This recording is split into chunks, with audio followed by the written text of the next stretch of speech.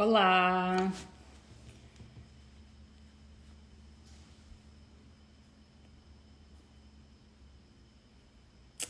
Então, pessoal, hoje vou fazer mais uma live. A gente está na Semana do Meio Ambiente e eu falando aqui como vice-presidente do Instituto Brasil Orgânico, a gente resolveu fazer lives, né, para falar desse assunto tão importante, e eu vou convidar aqui o Instagram do Instituto Brasil Orgânico para vocês conhecerem. E quem vai falar é o presidente do Instituto, o Rogério Dias, um grande amigo e conhecedor de agricultura, agroecologia, e acho que tem muita coisa importante para ser dito. Então, deixa eu chamá-lo.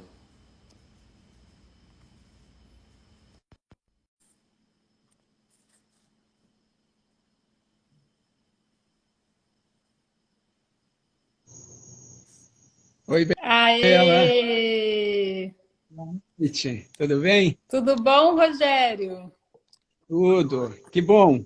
Ai, maravilha! Estarmos juntos, mesmo com a distância, estarmos Não juntos. é É bom, incrível isso? sem dúvida. Maravilhoso. Daí, Rogério, obrigada por aceitar conversar com a gente. Eu acho que é um ótimo momento para a gente falar sobre, enfim, a produção de orgânicos e a importância de um instituto, né? Do Instituto Brasil Sim. Orgânico, que eu tenho a grande honra de fazer parte e ser vice-presidente. E como eu já falei, o Rogério é o presidente do Instituto. Então, eu queria que você falasse, enfim, pode se apresentar e falar da importância, né? Por que você resolveu criar esse instituto e a importância dele para a gente nesse momento? Então, Bela, na realidade a gente está nesse movimento orgânico praticamente desde que ele começou no Brasil, né? Lá no final dos anos 70 e anos 80 foi um ano rico, de uma discussão toda em torno dos encontros brasileiros de agricultura alternativa, né, que fizeram com que essa temática entrasse de uma maneira maior dentro do país. Ainda era uma coisa muito pouco conhecida. Na Europa você já tinha coisas acontecendo, nos Estados Unidos. No Brasil ainda era uma coisa de muito pouca gente, né? Ainda era algo bastante desconhecido. E aí esse processo veio vindo. Eu acho que a grande riqueza do movimento orgânico brasileiro é que ele sempre foi um processo de construção coletiva. Ele, em todos os momentos dele, inclusive nós temos essa felicidade de ter uma legislação que foi construída coletivamente, governo e sociedade, aprovamos a lei que a sociedade ajudou a construir da forma como foi escrita, sem nenhuma alteração no Congresso, que é uma coisa raríssima, Uau! passar no Senado e na Câmara sem nenhuma alteração. Essa é a lei Então, dos isso foi uma... agrotóxicos? Não, a lei dos orgânicos, a lei Ah, tá. 10.831, de 2003. Nós conseguimos aprovar a lei que nós escrevemos. Então, assim, o processo de regulamentação da lei, o decreto, os regulamentos, todos foram construídos juntos. Então, eu acho que isso talvez seja uma das maiores forças do movimento orgânico brasileiro, de ter tido uma participação sempre. É diferente do que aconteceu em muitos países, que existia uma iniciativa da sociedade em torno dos orgânicos, geralmente em feiras, né, de movimento de relação de alguns produtores com alguns consumidores, e quando o Estado viu que isso era um negócio interessante, o Estado ia e fazia uma lei e todo mundo tinha que se enquadrar nela. Né? A gente aqui teve essa oportunidade de construir a lei que o movimento achou que era pertinente para o Brasil. Eu acho que isso fez uma grande diferença. E outro ponto fundamental é que quando se começou a discutir uma lei no Brasil, uma coisa que foi meio que consenso geral era o seguinte: olha, nós queremos fazer algo pelos orgânicos no Brasil, que a prioridade do produto orgânico seja para os brasileiros e não para exportar. Porque se a gente Uhum. for pegar a experiência de outros países aqui da América do Sul, e mesmo a maioria dos países que não eram já grandes consumidores de orgânico, a tendência era dizer assim: eu quero produzir orgânico para vender para quem já quer consumir orgânico. Então você pega, por exemplo, a Argentina, você pega o Chile, você pega a Bolívia, Peru, geralmente era assim: 98, 99% do produto orgânico é para exportação. o consumidor interno não tinha acesso nenhum ao produto orgânico. E a gente aqui queria dizer o seguinte, não, nós precisamos garantir que o orgânico seja para o brasileiro.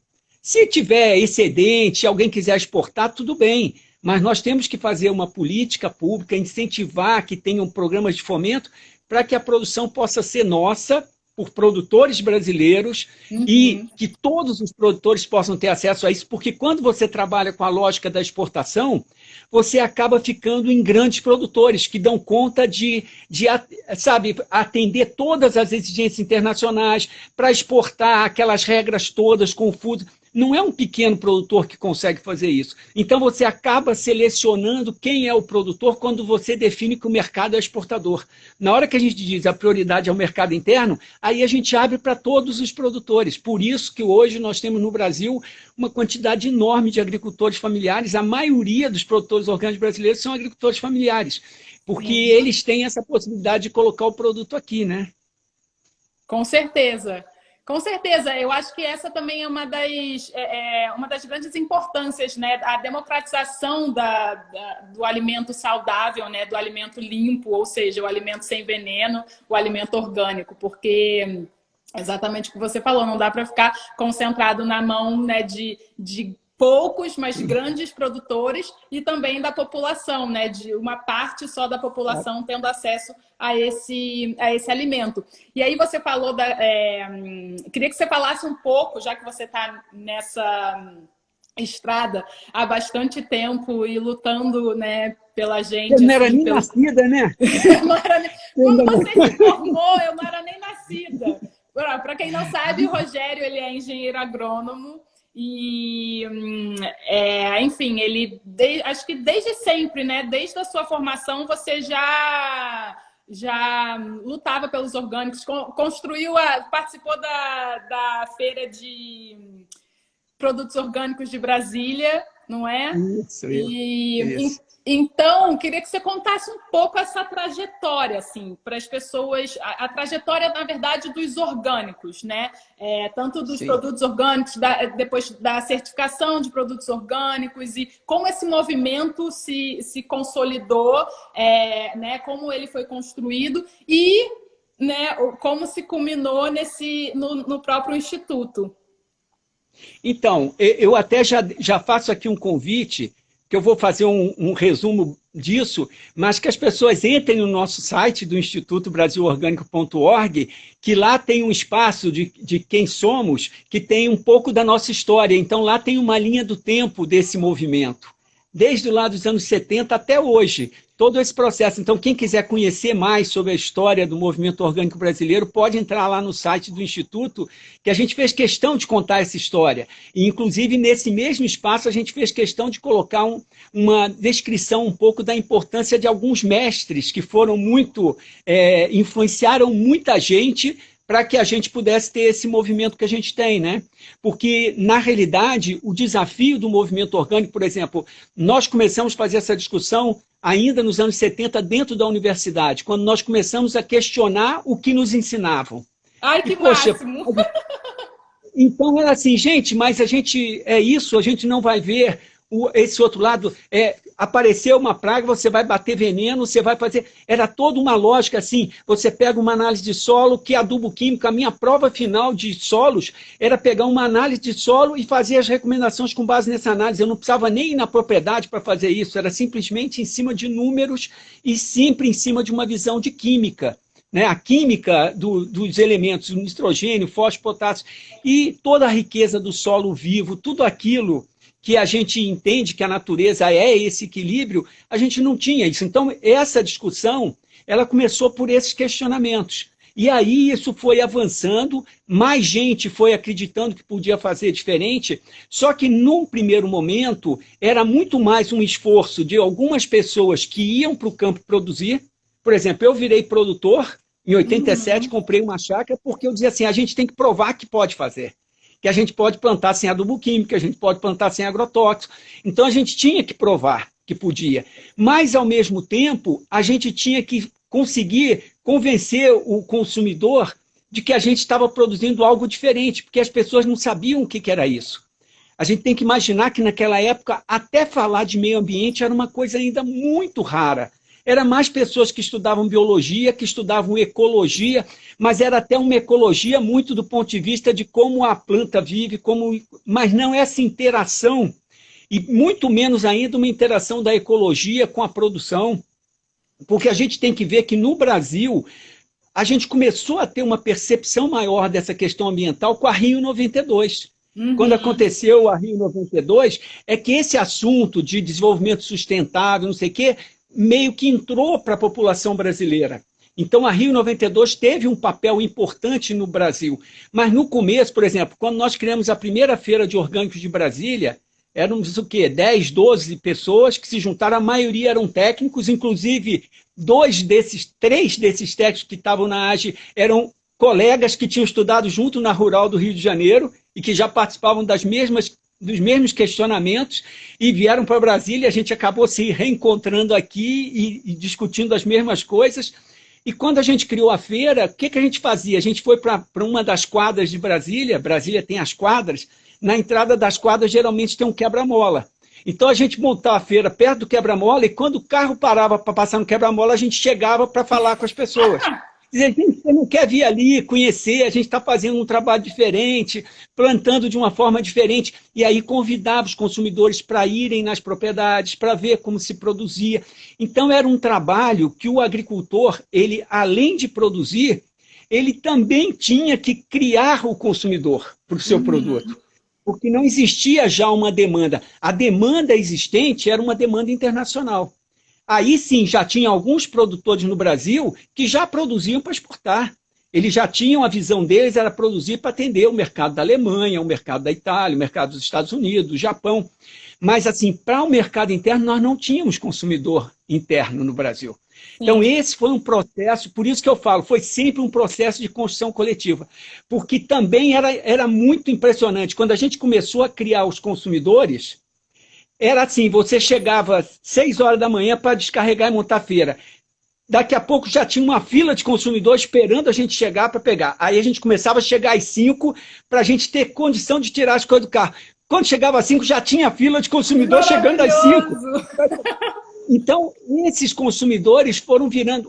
Até hoje, tem consumidor da Feira da AGE, que é a Associação da Agricultura Ecológica, que compra há mais de 30 anos na Feira da AGE. Porque aí ele passa a acreditar, passou a levar o filho, passou... Então, essa riqueza dessa construção de que nós tivemos que... Todo o movimento... Por isso que quando a gente foi criar o Instituto Brasil Orgânico, a gente falou, nós não queremos ser uma entidade de produtores, nós não queremos ser uma entidade de técnicos, de empresas... Nós queremos ser uma entidade do movimento, porque a riqueza da agricultura orgânica brasileira é o movimento. Porque aí teve professores que tiveram um papel fundamental nas escolas, em várias universidades, tiveram pesquisadores com papel fundamental, tiveram pessoas no comércio, jornalistas, pessoas que... Então, assim, a gente não tem como dizer assim, a agricultura no Brasil, a agricultura orgânica no Brasil existe por causa deles. Não, existe por causa do movimento, de ter tanta gente que foi acreditando e participando do processo.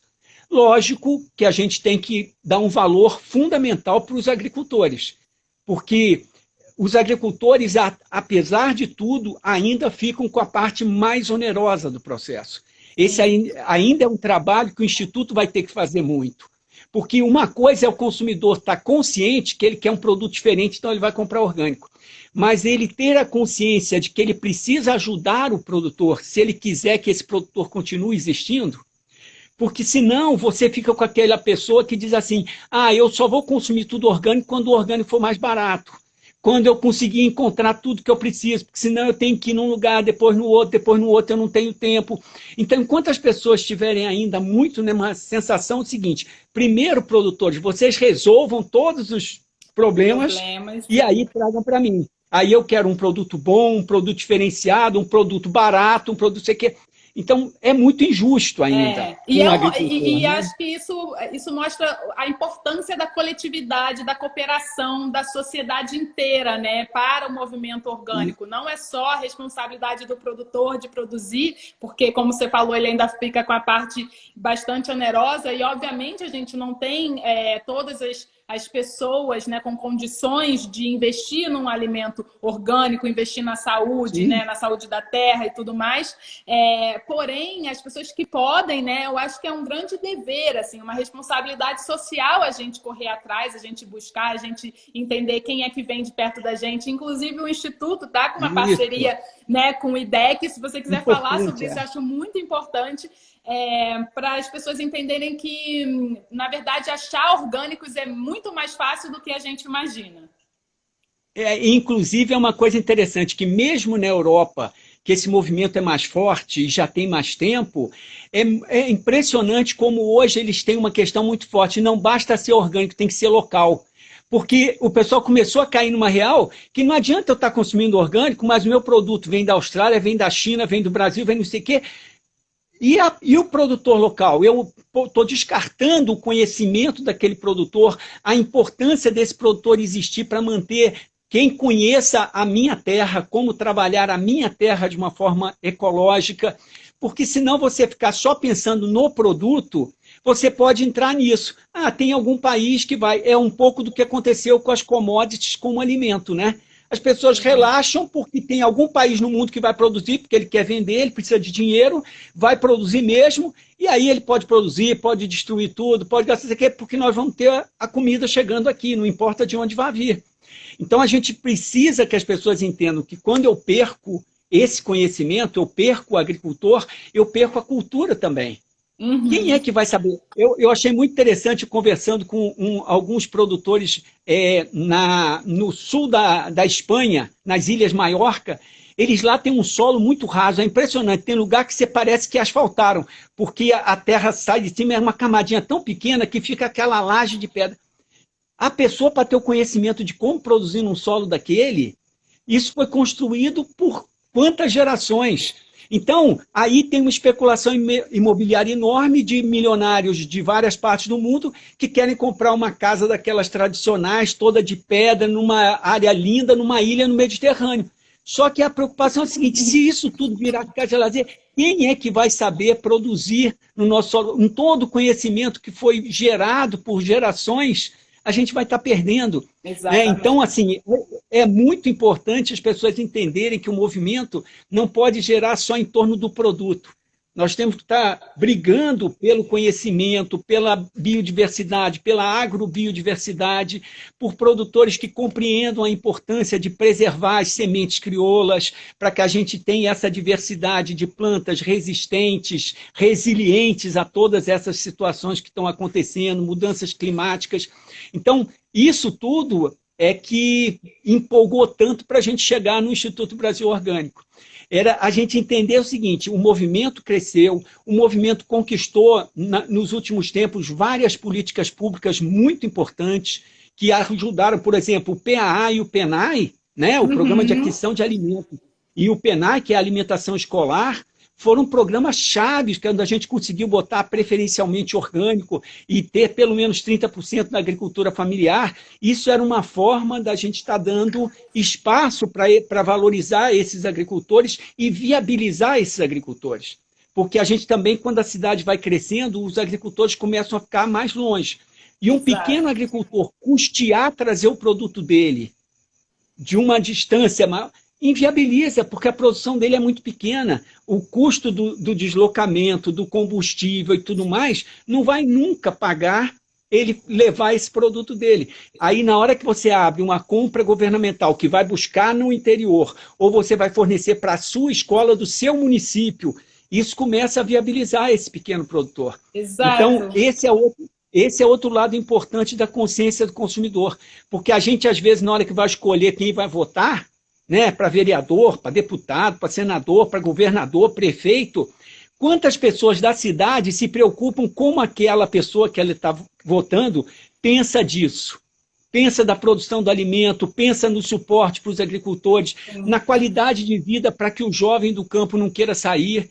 Como é que eu vou fazer para que esse jovem tenha estímulo de continuar na zona rural, tenha motivação para isso? Então, a gente... Aí, cada vez vai ficando mais claro a importância do consumidor, porque a maior parte da população hoje vive na cidade. Então, não depende só os agricultores quererem manter uma agricultura diferente, não vai fazer com que essa agricultura viva. Essa essa agricultura diferente só vai sobreviver se ela for de interesse coletivo. A sociedade que vive na cidade tem que se sentir tão responsável por essa agricultura como o agricultor, né?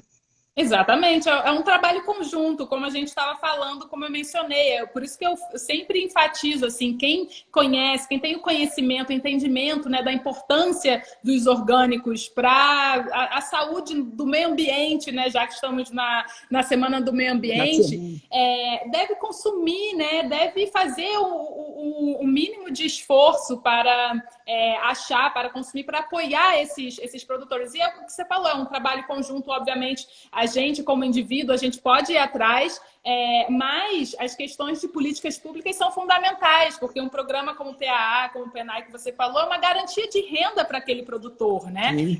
Garantia de renda para o produtor e garantia de, né, que ele vai ter uma vida melhor no campo e por aí vai. Então, na verdade, tem muita coisa... Não, e outra coisa que é muito importante nessas políticas de aquisição governamental é que também é uma garantia da socialização do acesso ao produto orgânico.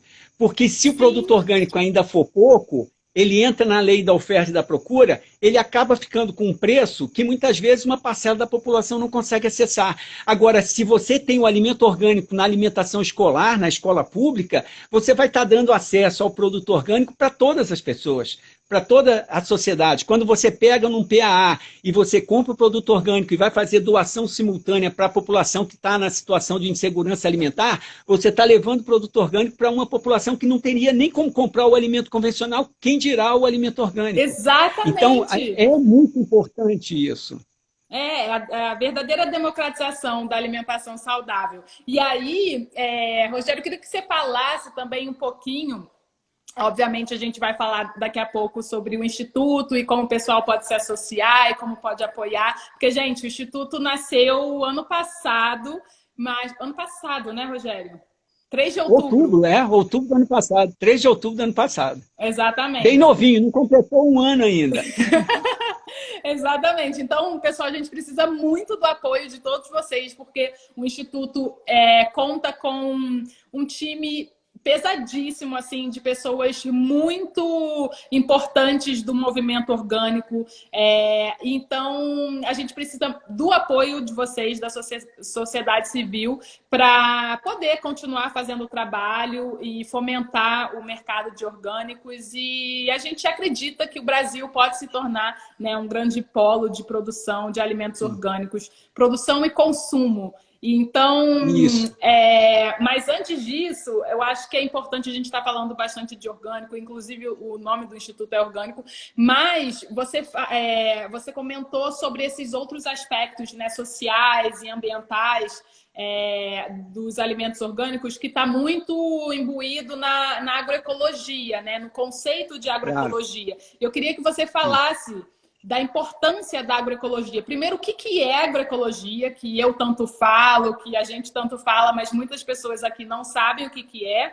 Então, o que é agroecologia? A importância, né, de um sistema agroecológico, um sistema agroalimentar agroecológico e, né, não só agroalimentar, mas social e tudo mais.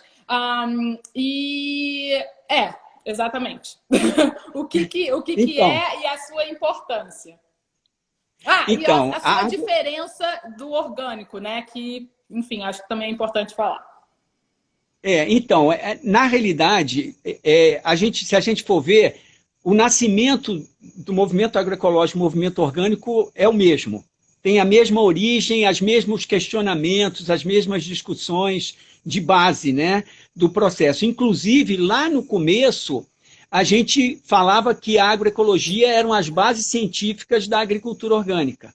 Quer dizer, mas porque tinha ainda uma visão muito forte da agroecologia como ciência. Do mesmo modo que você estuda ecologia, você estaria estudando agroecologia, que seria uma ciência, vamos dizer, trazendo a ecologia para dentro da agricultura, da agropecuária, de como fazer uma produção agropecuária com uma visão ecológica. Então, isso era uma linha de trabalho. E algumas pessoas até hoje entendem a agroecologia como uma ciência. Mas o que no Brasil aconteceu, e de novo por conta de ser um processo participativo, de ter a história do movimento muito forte, seja através da ANA, né, Articulação Nacional de Agroecologia, e depois o surgimento da ABA. A ABA, inclusive, ela surge, a Associação Brasileira de Agroecologia, ela surge, inclusive, para dar um pouco de sustentação a essa base científica, a como trabalhar a formação, os professores, a formação dos estudantes, a pesquisa, todo esse lado mais acadêmico. Então, a ABA surge muito para tentar, até mesmo porque a gente sempre entendeu a importância como eu falei, o questionamento nosso na universidade era um questionamento: por que o professor está me ensinando só isso? Agora, quando a gente vai ver, geralmente o professor está ensinando aquilo também que foi o que ele aprendeu. Ensinava para ele aquilo, porque houve um movimento mundial, que a gente chama hoje de Revolução Verde, quando a gente estuda isso em história, que era todo um pacote tecnológico a ser trazido para o campo, para mudar a realidade do campo, modernizar o campo. A justificativa era transformar o campo para que pudesse aumentar a produção de alimentos. Então, a gente tem esse problema. Só que, tanto a ABA como a ANA, com o trabalho e toda a articulação, e sempre entendendo que o importante é o movimento, o entendimento da agroecologia hoje é muito maior. Ele não pode ser visto como sendo só ciência. Né? Ela precisa da prática, ela precisa do movimento, ela precisa dessa articulação. Não tem sentido você ter o conhecimento pelo conhecimento. A gente sempre tem que pensar: o conhecimento está servindo a quem? Está sendo produzido por quem? Porque senão a gente vai ter uma ciência, um conhecimento que vai ser custeado por quem tem dinheiro para pagar e vai trabalhar aquilo que interessa e que vai gerar dinheiro para alguém.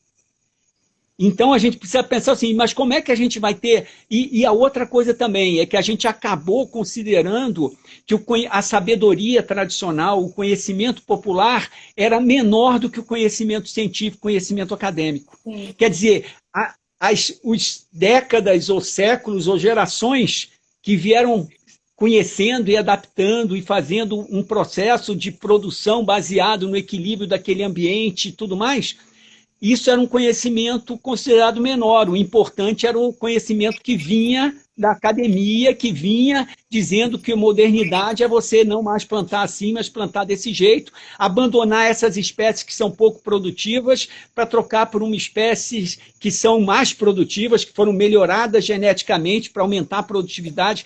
E aí você começa a fazer o balanço de avaliação de sucesso, é a produtividade, mas a produtividade a que custo? Beneficiando quem? Ao final, aquele lucro está ficando para quem? Se a gente lembra que nós temos uma agricultura moderna no Brasil, chamada moderna, e que depende de adubo químico, e 70% do adubo químico que é usado no Brasil é importado de outros países, então cadê a nossa soberania na produção? Quer dizer, se de uma hora para outra fechasse o transporte desse adubo, o fornecimento, a maior parte dos agricultores, dos produtores brasileiros não vão saber produzir 1 quilo de nada, porque eles perderam o conhecimento tradicional. Como aconteceu em Cuba, não é? Sim, quando houve todo o boicote à ilha, o fechamento. Não, e nós temos uma situação ainda mais antiga, na Segunda Guerra Mundial, o que aconteceu na Grã-Bretanha. Quando eles ficaram cercados por submarinos alemães que não deixavam os navios chegar com mantimento, o que salvou a população da Grã-Bretanha eram os agricultores que já eram marginalizados, considerados agricultores que não estavam adotando as técnicas modernas. Pois foi justamente os agricultores que não tinham a dependência de insumos externos que deram sustentação na continuação da produção de alimentos. Então, como isso é estratégico do ponto de vista de toda a população? A gente ter esse modelo, a gente sair dessa dependência, né? Então, a agroecologia, ela compreende isso, mas ela compreende muito que você tem que fazer uma agricultura que você não esteja competindo com a natureza, que é o modelo da agricultura convencional. Qualquer matinho que está saindo é considerado planta daninha. Eu, quando dou umas palestras, eu trago alunos aqui, eu mostro muito 2 livros da mesma editora, que um livro é o livro da identificação de plantas daninhas.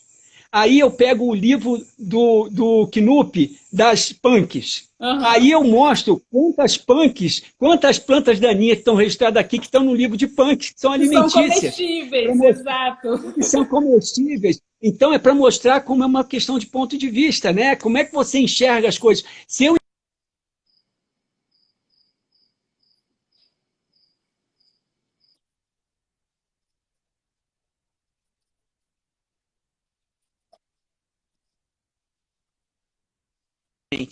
E, na realidade, a gente tem que estar entendendo que é o contrário. A natureza, quantos milhões de anos foram de evolução para a natureza não querer que a gente tenha nunca um solo descoberto, um solo vazio.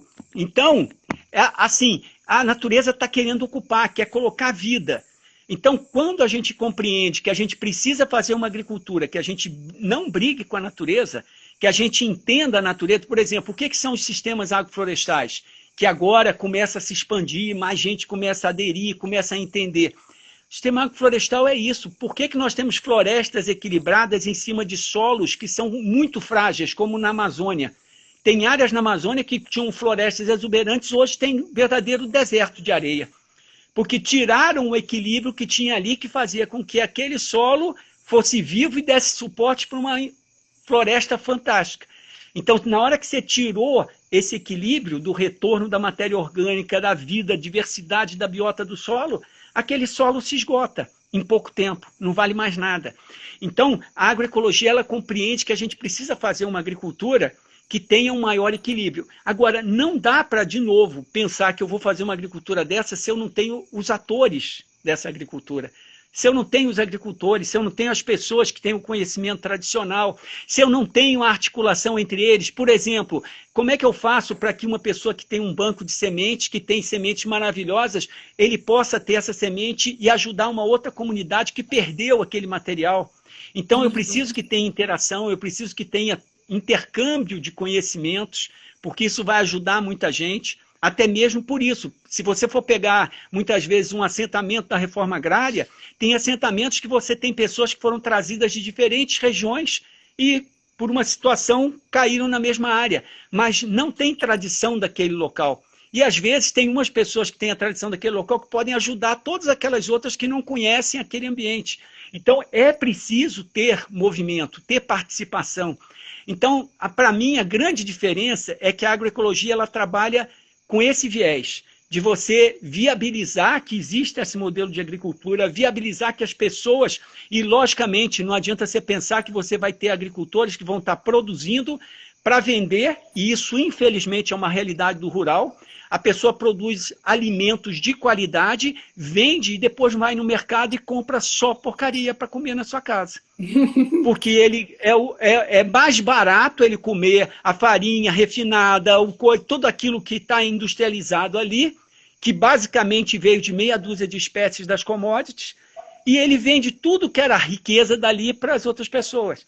Porque falta a ele entender isso, que primeiro ele tinha que estar pensando na vida dele, na saúde dele, da família. Mas a gente entende que muitas vezes é porque não tem outra situação. Ele não tem, porque a família dele também tem outras necessidades.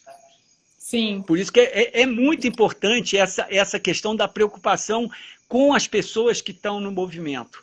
Então, isso para mim assim, faz com que a agroecologia tenha essa visão do que seria, vamos dizer assim, a base de tudo. Não dá para pensar diferente. E aí, como é que entra o movimento orgânico na história? O movimento orgânico ele já é uma visão com o mercado. Uma visão que entende o seguinte, nós vivemos um mundo capitalista e vivemos num mundo em que nós temos uma parcela enorme da população que não mora no campo mais e não pode produzir seu alimento. E precisa de alguém que esteja produzindo para vender para ela. Então, o movimento orgânico, o que ele entendeu? Mas como é que eu vou fazer para que essa pessoa da cidade saiba diferenciar o produto que está vindo do campo produzido com uma outra visão? Então, entendendo essa lógica do distanciamento das pessoas pela cidade e pela lógica do mercado capitalista, que você compra mesmo é no supermercado, você não vai estar comprando do agricultor, você nem tem acesso ao agricultor, nem sabe quem é o agricultor dentro da nossa vida moderna mais convencional, vamos chamar assim. Então, o movimento orgânico entendia que ele tinha que fazer alguma coisa para que o consumidor pudesse, então, identificar e valorizar esse agricultor e dar um suporte para esse agricultor. Daí nasce o processo de certificação. Porque quando eu tenho contato, por exemplo, se eu vou numa feira de agricultores orgânicos, eu não preciso de certificação. É o que no Brasil, na nossa legislação, nós colocamos as OCS, as Organizações de Controle Social. São os próprios agricultores, junto com a comunidade que compra deles, que fazem com que essa garantia seja dada, pela confiança do intercâmbio. Agora, quando você pega um produto que ele sai da relação direta, né? Eu vou comprar num supermercado. Quando eu compro um produto no supermercado, eu não sei quem é o agricultor que está por trás daquele produto. E aí, então, a certificação passa a ser necessária, para que eu possa diferenciar um produto que eu estou comprando na prateleira, que eu sei que teve preocupação social, preocupação ambiental, que não usou agrotóxico, que não usou transgênico, dos outros produtos que estão produzidos de qualquer jeito, usando agrotóxico, muitas vezes com mão de obra escrava e não sei o quê. Então, daí, o movimento orgânico ele nasceu por essa necessidade da nossa realidade de mundo. Então, eu entendo que, de novo, falando um pouco do porquê que eu acho que o movimento orgânico brasileiro foi especial, diferente. Primeiro, porque a gente já tinha visto o que tinha acontecido na Europa, no Japão, nos Estados Unidos, que fizeram legislações antes. Então, nós já tínhamos um pouco de um senso crítico de algumas coisas da forma como estavam. Só você pensar, a legislação europeia de orgânico não tem os aspectos sociais e ambientais. Então, no Brasil não, você para ser produtor orgânico, você tem que estar respeitando as questões sociais, tem que estar cumprindo com todos os direitos trabalhistas, o bem-estar dos trabalhadores, a questão ambiental, a legislação ambiental. Lá fora não, porque lá fora eles imaginam assim, não, o cara que quiser vai fazer uma certificação Fair Trade, o outro vai fazer a certificação da pegada ambiental, vai fazer não sei o quê, e tudo é negócio. Claro. Eu, inclusive, uma vez dando uma palestra lá para a FAO, lá na Alemanha, em Nuremberg, colocaram isso, mas por que o Brasil misturou a questão social na legislação de orgânico? Eu falei, gente, a legislação de orgânico tem bem-estar animal, diz quantos metros tem que ter para uma vaca, quanto tem de puleiro para uma galinha, qual é o tamanho do ninho, e não tem nada do trabalhador rural, que ele tem que ter uma casa digna, tem que ter um lugar digno para almoçar, tem que ter um banheiro, tem que ter coisa. Nós não temos aspecto social nenhum na legislação. É uma incoerência total. Quer dizer, o produto vai ter... Aí o pessoal ficou assim, realmente é uma situação diferente, as pessoas têm que ter esse olhar. Então, eu vejo que nós conseguimos no Brasil, se você pega a lei brasileira de orgânico, ela começa colocando os princípios da agricultura orgânica. Os princípios da agricultura orgânica são os princípios da agroecologia. Então, o nosso desafio, e aí a gente vê o Instituto Brasil Orgânico com esse papel, de ser zelar por isso, ser um guardião de que o movimento orgânico brasileiro não se deixe perder pela lógica de mercado, simplesmente. De que a gente só queira saber o seguinte, se tiver alguém produzindo e ganhando dinheiro, tá bom. Se está movimentando bilhões... Gente, não importa se nós estamos movimentando bilhões, importa quantas pessoas estão podendo produzir assim e quantas pessoas estão podendo consumir assim. Exato. Porque eu posso ter bilhões de movimento por meia dúzia de produtores para uma elite de consumidores.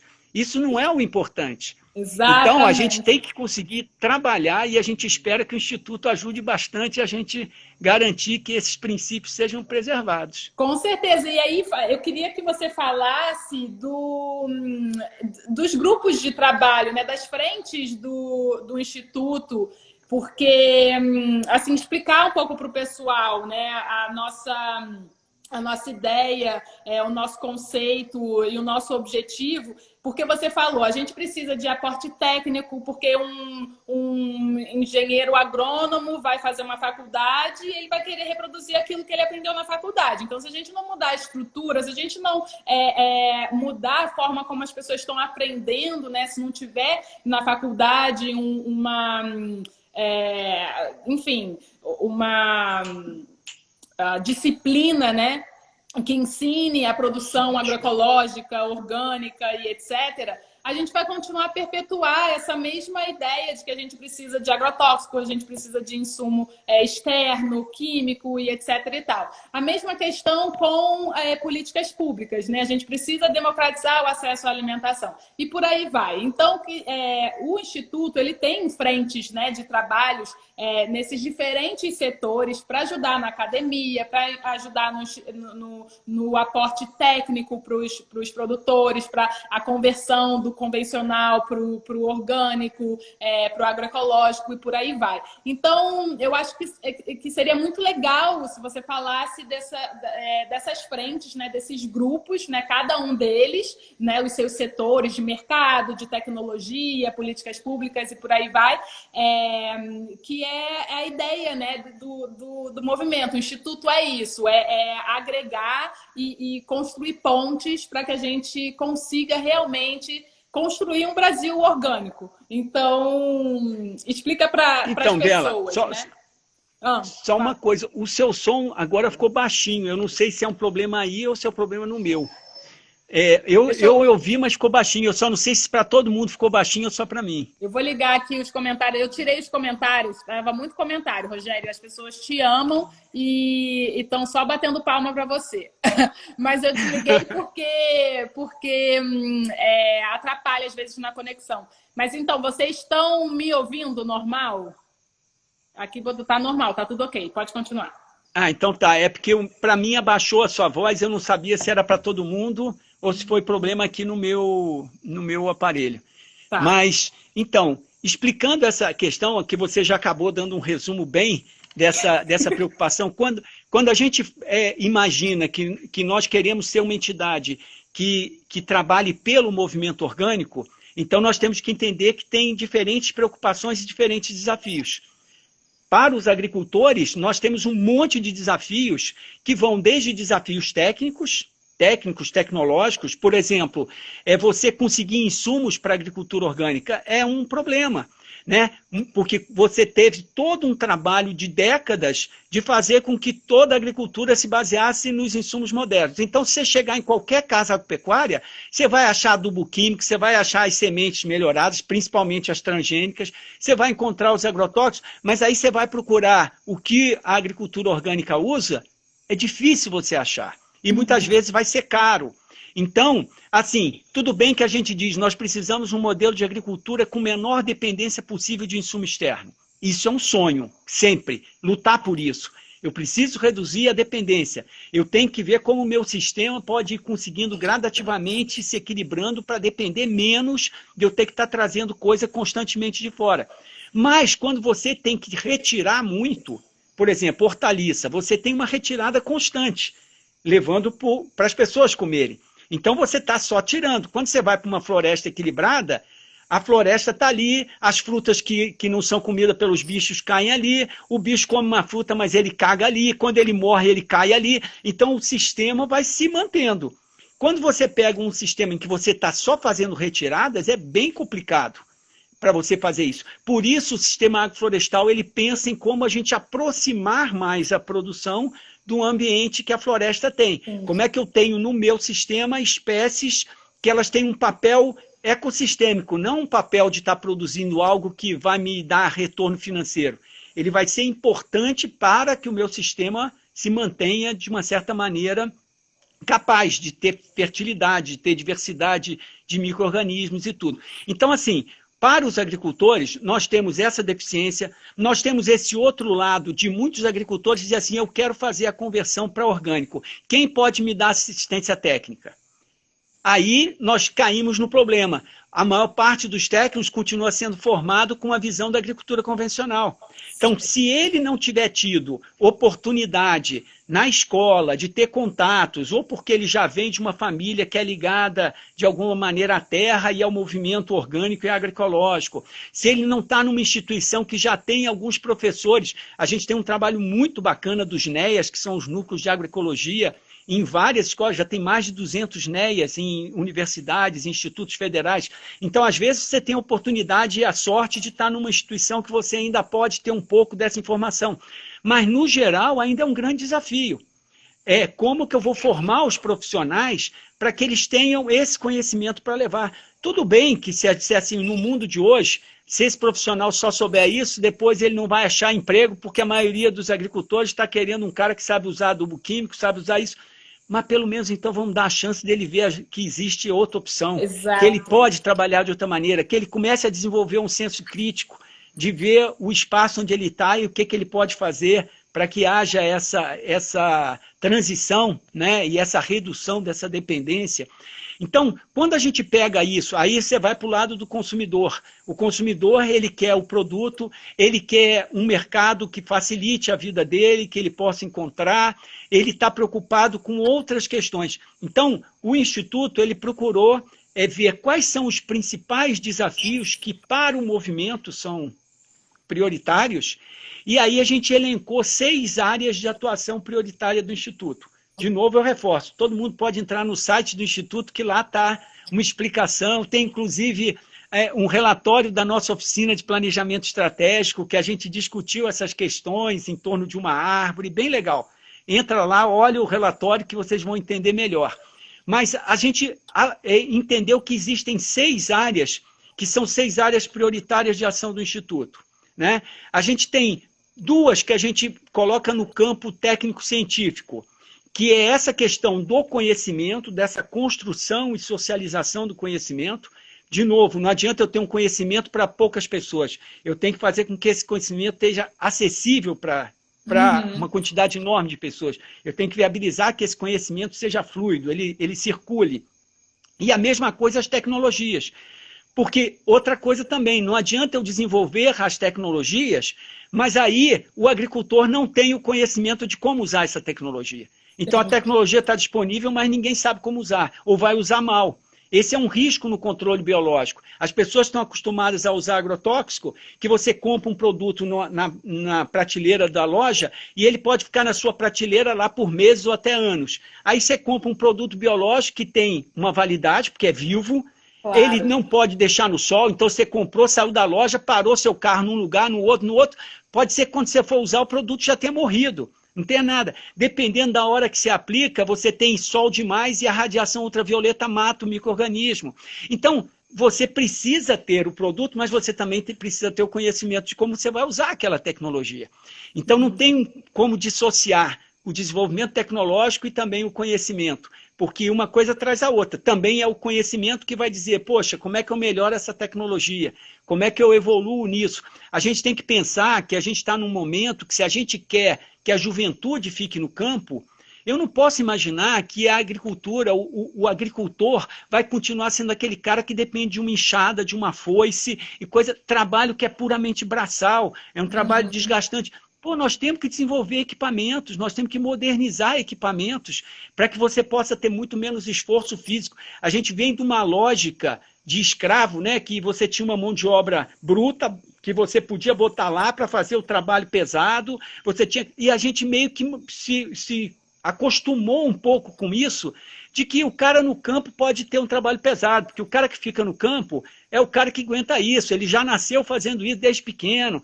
E aí o que está acontecendo? O jovem vai saindo do campo, porque ele vê que existem outras formas de trabalhar, outras possibilidades, ele não quer ficar com todos os problemas que o pai dele, o tio dele, o avô dele ficaram.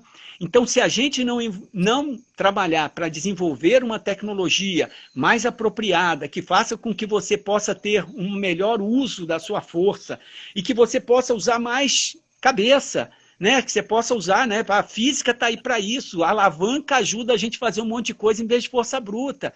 E a gente vê que isso é possível, porque nós temos equipamentos fantásticos na Europa, no Japão.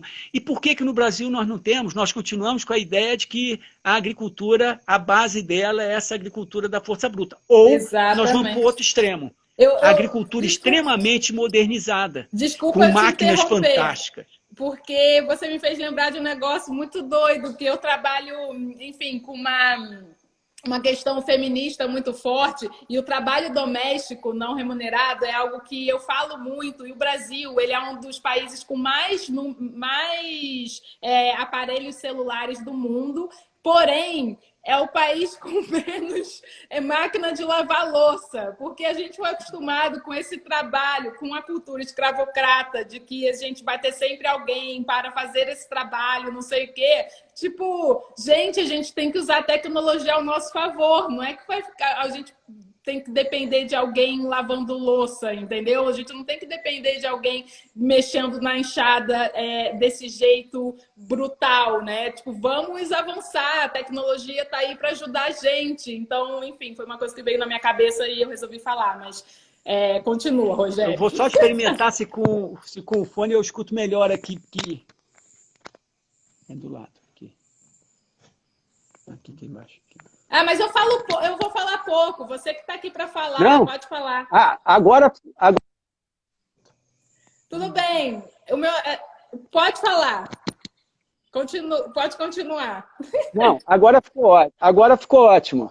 Tá. Então, essa questão desses dois braços, do conhecimento e da tecnologia, ela é fundamental para a base produtiva. E, logicamente, quando a gente está falando isso, também não é só a base produtiva, porque quando a gente fala em conhecimento, o conhecimento do consumidor, por exemplo, que existe sazonalidade. Não adianta eu querer esperar, se eu quero valorizar o produtor local, que eu vou comer as mesmas coisas o ano inteiro. Você compra as mesmas coisas o ano inteiro no supermercado, porque uma hora o produto vem do Chile, outra hora veio da Espanha, outra hora veio de não sei aonde, que você nem sabe a origem. Então, esse conhecimento também é importante. Que eu saiba como valorizar o produto da época, porque com isso eu estou valorizando o produtor local. Geralmente, se eu estou valorizando o produto da época, eu tenho menos risco de estar consumindo agrotóxico se eu estou consumindo produto convencional.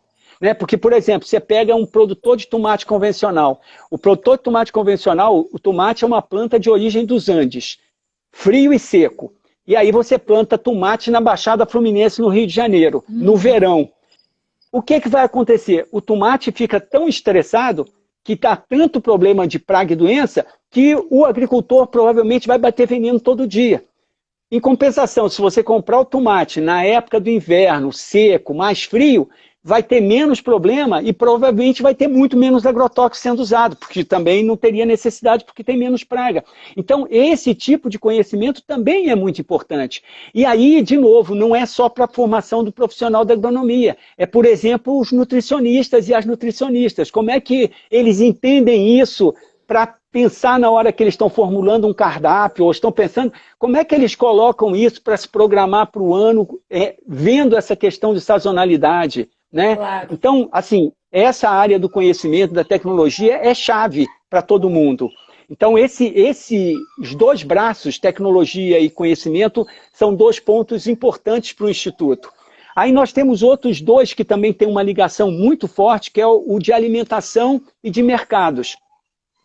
Porque, de novo, a gente preocupa que a gente tenha uma alimentação saudável, uma alimentação que seja de alimento de verdade, né? Que o Guia Alimentar Brasileiro foi um grande salto quando disse que nem tudo que a gente está consumindo é alimento, né? Os ultraprocessados não são mais considerados alimento, né? Então, isso é um grande avanço que a gente tem essa visão. Então, a alimentação, no geral, para o movimento orgânico, ela foi a grande motivadora das pessoas irem atrás do produto orgânico, porque elas estavam preocupadas com o que estão comendo. Né? Então, agora na pandemia, a gente está vendo isso muito claro. Como as pessoas estão associando o isolamento e todo o problema a qual vai ser minha resistência se eu pegar a Covid, eu preciso estar saudável. Então, aumentou a demanda pelo produto orgânico, porque as pessoas passaram a se preocupar mais. Espera aí, eu tenho que comer algo que me dê mais condição de resistir se por acaso eu tiver contato com esse vírus. Então, assim, a alimentação é chave. Aí a gente tem que discutir o que é alimentação. Isso eu não tenho nem o que falar, porque é o que você faz a vida inteira. Então, assim, esse é um campo super importante. A gente discutiu o que estamos comendo, o que a gente considera alimento, mas mais do que pensar só o que eu estou comendo, de onde vem o que eu estou comendo e produzido por quem, de que forma, se tem sustentabilidade isso. Porque não adianta nada eu pensar assim, poxa, a minha vida vai ser maravilhosa, porque agora eu vou comer isso, isso, isso, e se esses agricultores desaparecerem, você vai ter que comer o produto das commodities produzido com transgênico, com agrotóxico que você quer, porque não tem quem forneça esse alimento que você quer. Exato. Então, de novo, vem a conexão. Não adianta eu pensar em alimento desconectado de quem produz o alimento de verdade. E, ao mesmo tempo, como a gente falou, se nós estamos num mundo capitalista e nós estamos num mundo em que a maior parte das pessoas vive na cidade e não produz seu próprio alimento, ela precisa comprar, a gente tem que discutir de que mercado nós queremos. Nós queremos um mercado centralizador, um mercado que explora o produtor e acaba com isso explorando produtor e consumidor, porque a maior parte da renda desse negócio fica no meio. Né? Então, como é que a gente discute preço justo? Como é que a gente discute esses circuitos mais curtos, né? Economia circular? Todas essas questões estão nesse espaço da discussão de mercado e alimento, né? Você falou há pouco a questão das commodities, a comida como commodity, que é um grande problema que a gente tem no nosso sistema, né, atual, capitalista e tal, essa agricultura moderna industrial que preza muito por isso. E é um grande problema porque muitas vezes o próprio produtor, para ele fica muito mais custoso pegar uma carreta de tomate ou de batata e levar até um centro de distribuição para, né, poder vender, distribuir, do que jogar fora, porque às vezes é muito mais caro esse transporte devido a um preço que, enfim, o mercado, né, economia, muitas vezes de global, né, determinou. Então, é muito importante também a gente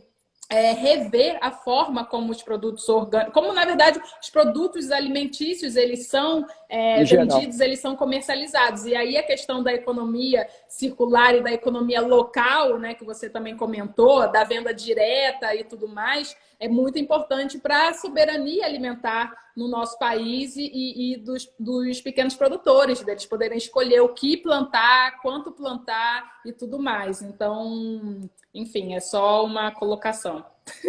Não, e é interessante que quando você entende essa importância dessa economia local, do mercado local, né, quando você entende que aquele lucro ele está circulando naquela economia.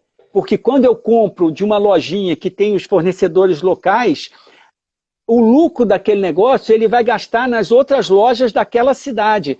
Quando você compra de uma grande rede CQ, o lucro vai estar indo, às vezes, para outro país. Concentrado, porque são grandes redes, concentrado, você vai concentrando. Aí a gente vê que hoje um dos grandes problemas que não tem quem possa contestar em relação ao capitalismo é que ele é concentrador, né? Quem tem cada vez vai tendo mais e a gente está vendo que cada vez a desigualdade aumenta. Né? Você vai tendo bilionários, trilionários e cada vez uma parcela maior da população ficando numa faixa lá embaixo, muitas vezes sem o básico necessário para ter uma vida digna. Então, a gente sabe que esse movimento não pode ser sadio, não pode ser algo que a gente possa se acomodar com isso. Então, não tem como a gente discutir mercado de orgânicos sem a gente estar preocupado com isso, de pensar como é que a gente trabalha para diminuir esses problemas, enfrentar essas questões, trabalhar que isso seja uma preocupação de todo mundo, não seja uma preocupação só do produtor, que tem que achar um jeito de botar seu produto no mercado, porque ele está produzindo e ele precisa vender, mas que isso seja também uma preocupação do consumidor, seja uma preocupação do comerciante, como é que eu posso fazer um mercado mais justo, como é que eu posso fazer algo que todo mundo ganhe e ninguém queira ficar super rico, mas às custas de explorar o outro? Então, assim, por isso que eu digo, não tem como a gente afastar essa discussão de alimentação e mercado, porque as duas coisas são correlatas. Não adianta eu só pensar que eu vou comer bem, que eu quero comer bem, mas eu estou fazendo com que todo o sistema seja um sistema desequilibrado, um sistema totalmente... que logicamente não vai ser sustentável, vai chegar uma hora que ele vai estourar. Então, a gente já falou de 4 pontos, né? Alimentação, mercado, conhecimentos e tecnologia. E nós temos outras 2 áreas que são áreas gerais, que abordam tudo, que é uma área de advocacy, que é o trabalho nosso, enquanto representantes do movimento, de brigar por políticas públicas, brigar pelas legislações, onde se coloca o orçamento público, né, em que se coloca. Então, é um trabalho que o Instituto precisa fazer junto ao Legislativo, por exemplo, que vota as leis, vota orçamento, às vezes se propõe umas leis horrorosas, no geral, outras muito específicas para o setor orgânico, que prejudicam o setor, e muitas vezes a gente poderia ter leis que podiam estar ajudando um monte de gente, como, por exemplo, a gente falou aqui o exemplo do PAA e PENAI. Quantas outras políticas a gente poderia ter, né, extremamente importantes para mudar um pouco esse panorama. Então, esse trabalho de advocacy, ele também é importante junto ao próprio executivo, ao governo, porque você tem políticas públicas que são implementadas pelos órgãos. Né? O Ministério da Agricultura mesmo, a gente está agora entrando na 16ª campanha dos alimentos orgânicos. Né? Então, com isso, essa campanha começou em 2005 por uma iniciativa de um programa do Ministério da Agricultura, mas foi um programa que foi construído ouvindo a sociedade. ouvindo todo mundo e dizendo, isso é uma coisa que a gente precisa fazer. Nós precisamos falar para o consumidor. A gente nunca tinha feito uma campanha, o governo feito uma campanha para o consumidor. A lógica do Ministério da Agricultura é que o meu público é o rural. Então eu falo para o rural. E esquece que o Ministério é Ministério da Agricultura e Abastecimento. Então quando eu falo de abastecimento, eu estou falando da população toda. Então eu tenho que preocupar com a população toda e não só com quem está no meio rural. E o que é pior, né? Muitas vezes preocupado com o meio rural, só quem tem porte alto e voz alta para poder se impor e fazer com que os programas e as políticas beneficiem sempre esses mesmos setores, né? Então, essa questão da política pública, de brigar pelas políticas públicas, agora, por exemplo, nós há quantos anos a gente vem brigando para criar um programa nacional de bioinsumos, que finalmente, na semana passada, o Ministério da Agricultura lançou o programa. Pô, isso foi um programa criado, discutido dentro da Senapo, da Comissão Nacional de Agroecologia e Produção Orgânica, que também foi uma outra política pública que foi a sociedade que conquistou. E aí a gente tinha o Planapo, que infelizmente agora a gente está sem, vamos ver se a gente consegue retomar isso. É mais uma das lutas do Instituto Brasil Orgânico, para que a gente mantenha essas políticas voltadas para a agroecologia e produção orgânica. Então, assim, esse papel de advocacy, ele é chave, que o movimento orgânico tenha voz ativa. Vai se discutir um projeto de lei que tem que orgânico, o pessoal tem que lembrar assim, vamos ouvir o Instituto Brasil Orgânico para saber o que o movimento orgânico pensa disso. Porque às vezes a gente vê uns projetos de lei que a gente diz, nossa senhora, que projeto horroroso. Aí a gente vai conversar com o parlamentar que escreveu e a gente vê que ele escreveu com toda boa intenção. Mas ele, por não entender e não ter se assessorado das pessoas certas, ele acaba escrevendo uma coisa que vai ser pavorosa. Então, às vezes, não é nem só má fé, má vontade, perseguição. Às vezes é falta da informação adequada. Então, a gente quer que o Instituto possa dar essa voz para o movimento orgânico na hora, né? De poder ajudar a que os parlamentares, por isso a gente fez questão no nosso planejamento estratégico de fazer um encontro com a bancada, porque lá no Congresso a gente tem aquelas bancadas todas, né? Tem as frentes parlamentares. E tem uma frente parlamentar de agroecologia e produção orgânica. Então, a gente precisa fortalecer essa frente parlamentar. E por isso a gente fez no nosso planejamento estratégico uma manhã com a frente parlamentar, para mostrar, ó, nós estamos aqui falando pelo movimento, queremos ser ouvidos, quando vocês precisarem de ajuda, nos peçam, nós estamos dispostos a colaborar. Isso aí. Então, eu acho que esse lado de advocacy é a história do Instituto estar dando voz para o movimento. O agricultor, às vezes, que está no interior do Pará, ou que está no interior do Ceará, onde for, não sei o quê, ele muitas vezes ele acha que ele não tem como fazer a demanda dele chegar onde precisa chegar. Então, nós podemos, de uma certa maneira, aí vem aquilo que você falou, para que a gente tenha essa representatividade e fale o que realmente é verdadeiro e que é necessário, a gente precisa que as pessoas venham participar do Instituto. Então, se associem, se juntem, colaborem. Chama as pessoas para participar. Gente, a gente precisa que vocês se associem ao Instituto Brasil Orgânico. É só entrar no site, Instituto Brasil Orgânico, isso. Por favor. Mas fala aí, Rogério, o que a gente precisa? O apoio dessas pessoas. Então, como elas podem se associar? O Instituto, exatamente por querer representar o movimento, ele fez uma coisa meio inovadora em termos de estatutos de entidade. É que nós criamos dois tipos de associado. Tem os associados mantenedores e os colaboradores. O associado colaborador, ele pode se associar e ele não precisa pagar nada. A contribuição dele é com os informes, divulgar as coisas, participar de pesquisas que a gente quer fazer, que quer ouvir o que pensa a sociedade sobre aquilo. Então, essas pessoas vindo para o Instituto, elas estão nos ajudando a ter essa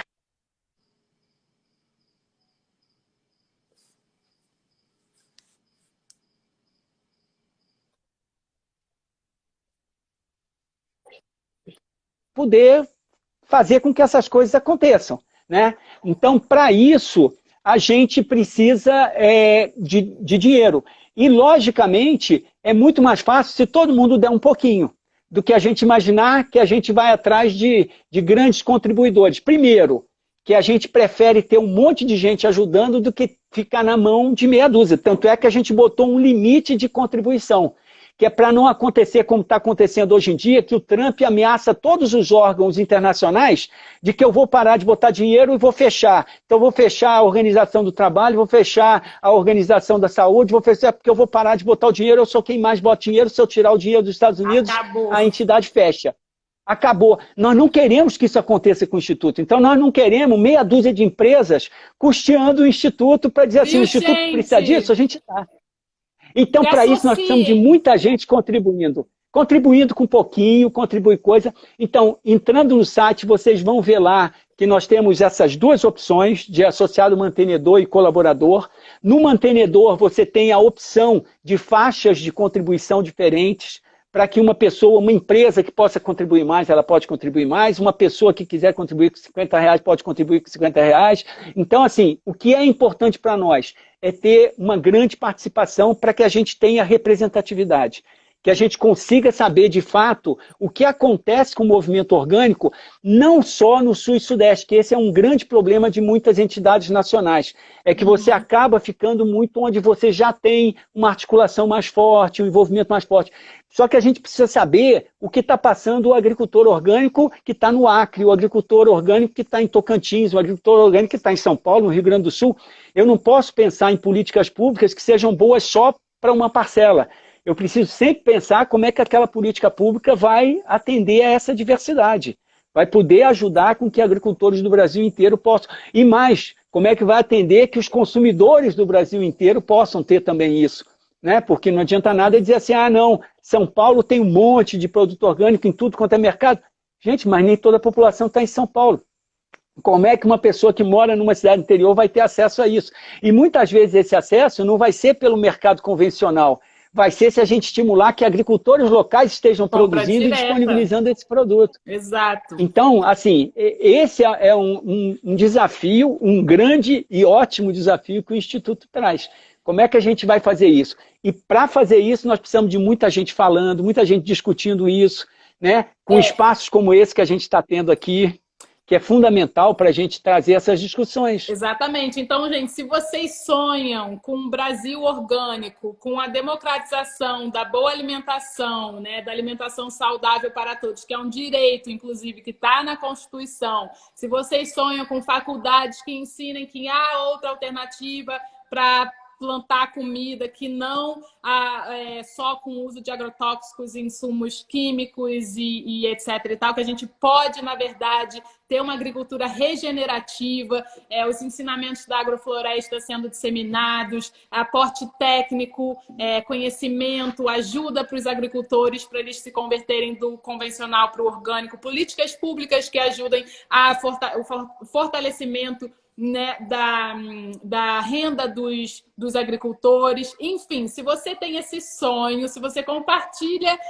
isso com a gente, eu convido todos vocês, por favor, a se associarem ao Instituto Brasil Orgânico. Eu deixei aqui nos comentários, ele está fixo, o @ né, do Instituto Brasil Orgânico. Então, eu peço a vocês também para seguirem, porque lá no Instagram do Instituto Brasil Orgânico, que é onde o Rogério está, ele está falando pelo Instagram do Instituto, vocês vão receber também muitas informações, informações sobre o mundo dos orgânicos, né? Então, sigam o Instagram do Instituto Brasil Orgânico, entrem no site e se associem, porque a gente precisa, né, de vocês. Eu acho que o Rogério falou muito sobre essa questão da cooperatividade, do coletivismo, da importância da participação de todos para esse movimento dar certo, para a gente realmente construir um Brasil orgânico, que eu acho que é fundamental para a nossa... na verdade, para o futuro da humanidade, né? Porque a nossa alimentação influencia muito na saúde ambiental, né? Tem um impacto muito profundo na natureza. Então, se a gente conseguir fazer boas escolhas, se a gente puder ter alimentos, né, saudáveis na nossa mesa, a gente consegue aí uma vida, um estilo de vida mais harmônico com a natureza. E a gente pode, né, prevenir esse tipo de situação que a gente está vivendo hoje, essa pandemia que está totalmente relacionada ao desequilíbrio ambiental, né? Então, não vou me alongar muito. Eu só peço o apoio de vocês para o Instituto. Por favor, se associem. Eu vou agradecer muito. E é isso, Rogério. Muito obrigada mais uma vez por compartilhar todo o seu conhecimento, por ter fundado esse instituto, me convidado também para fazer parte. Eu não tenho nem palavras para agradecer e dizer que eu me sinto muito honrada de, ainda por cima, ter sido escolhida vice-presidente do instituto. Meu Deus do céu, gente, é muito, incrível. E eu estou muito, muito feliz. Então, muito obrigada, Rogério. Se você quiser, enfim, finalizar com alguma coisa, algum pedido, por favor. Eu acho que você já fez o pedido, eu acho reforçar isso, a importância da participação máximo de pessoas que sigam a gente, nos digam o que estão precisando, né? Que a gente possa ir entendendo quais são as verdadeiras demandas. E aí, reforço aqui a importância, a gente está em parceria com o IDEC, fazendo um questionário sobre esse momento da pandemia, o que isso gerou tanto para consumidores quanto para produtores. Então, que as pessoas entrando no nosso site vão ver lá o link para responder um questionário. É muito importante que as pessoas respondam, que vão nos ajudar a entender o que está acontecendo nessa diversidade que é o Brasil. Como eu falei, tem lugares que a demanda aumentou muito, mas tem lugares que os produtores, por não ter, por exemplo, a compra governamental ou a escola funcionando, de uma hora para outra não souberam o que fazer com seus produtos. Uhum. Então, o Brasil é muito diverso e a gente precisa entender o que está acontecendo para poder ajudar. Então, quem puder contribuir preenchendo esse questionário. E, de novo, dizendo isso, o Instituto é um sonho de muita gente.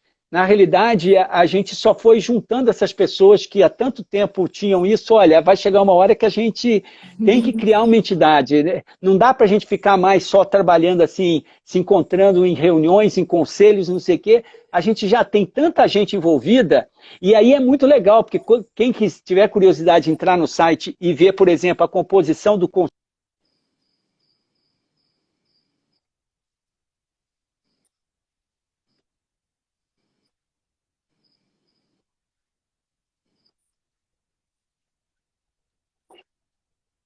então a gente só vai ficar cada vez mais rico se tiver mais gente participando e trazendo novas histórias, mais informação, mais conhecimento.